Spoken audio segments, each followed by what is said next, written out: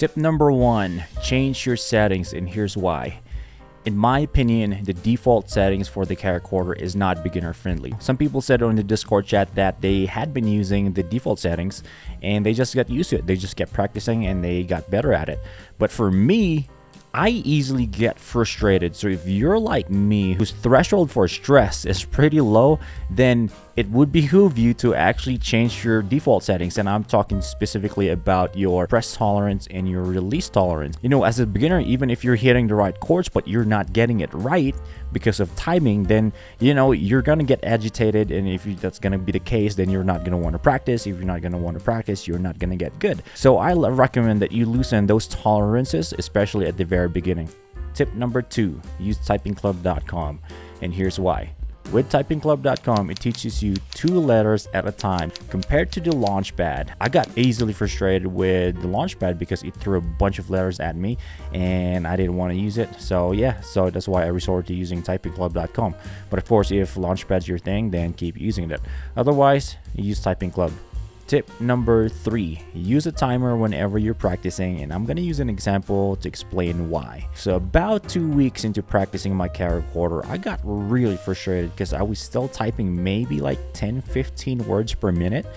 And I thought to myself, dude, it's been 2 weeks and I'm still really slow. But when I looked at my log, and a good thing I actually recorded my time, I only spent about 15 hours. It was like, oh, it's only 15 hours. So log your time so that it'll give you an objective way of measuring how much time you've actually put into practice. Tip number 4, interleave.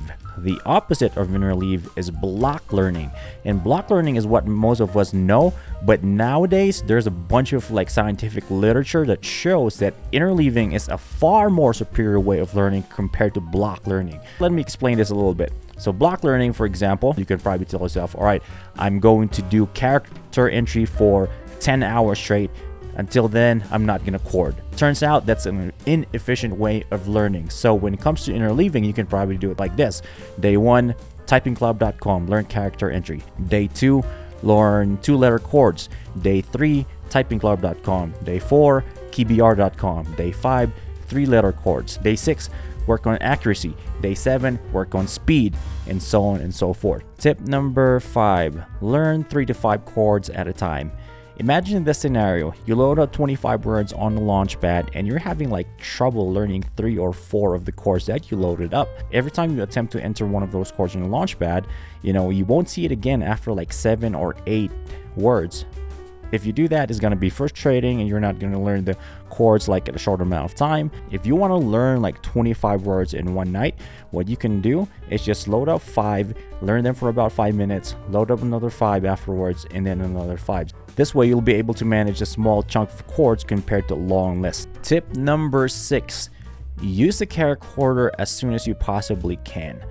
In my opinion, you're going to learn way faster when you're actually using it at work compared to just using the training apps. And I'll give you an example. On my second week, I started using this for Photoshop, Premiere Pro, DaVinci Resolve. I've even coded with it. And I'll tell you what, when I coded with this thing, it was a mentally challenging 4 hours of my life. But after that, you know, it felt like I actually got really good at it. So if you can, use it.